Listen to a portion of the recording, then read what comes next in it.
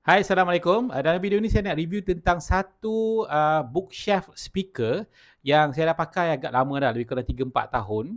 Saya gunakan untuk dengar saya punya audio-audio untuk daripada proses video editing yang saya buat. So dia bukan high end speaker, tetapi pada saya good enough. Saya pernah pakai few brand of speaker, Altec Lansing, pernah pakai Logitech. So saya rasa yang edifier ni saya agak suka sebab pertama price point dia agak okey lah. So dalam lebih kurang dalam 400 lebih, dan kualiti dia pada saya just nice.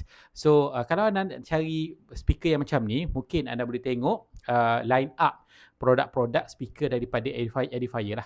Okey, pertama apa yang saya suka tentang speaker ni? Pertama saya suka tentang dia punya design lah. Design dia ada nampak klasik sikit sebab dia ada elemen kayu yang berwarna coklat. So saya biasanya suka dengan tema-tema warna kita panggil earth color ni. So kena dengan meja saya pun warna light brown.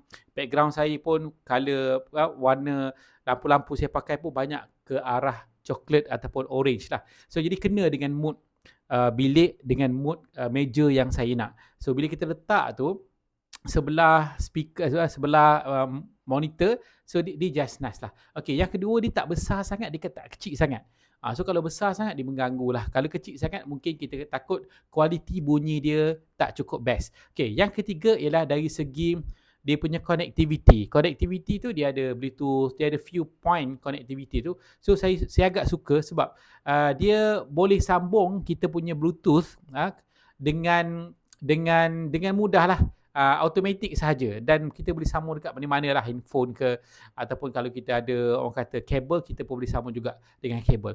Okay, yang keempat, dia cuma setengah orang, dia mungkin nakkan bass yang besar. So jadi dia perlu woofer yang besar. Pada saya tak suka sangat bass besar-besar. Saya lebih suka minat kepada bunyi yang lebih clarity. Jadi untuk 1280 dB ni, dia tidak ada bass yang besar, tapi dia ada bass yang just nice. Kalau dengar lagu-lagu audio yang jenis bass, dia boleh deliver lah bass yang kita nak. Tapi kalau you nak memang hardcore punya bass punya orang kan, iaitu saya rasa mungkin speaker ni tak sesuai dengan you lah. Jadi itu review saya. So pada saya dah guna 3-4 tahun, tak ada masalah langsung. Connectivity okey, design pun okey, tahan, cantik. Dia ada warna, saya rasa dia satu lagi warna, dia ada satu lagi warna hitam. Tapi yang saya ambil ni memang saya ambil sebab design dia sebenarnya.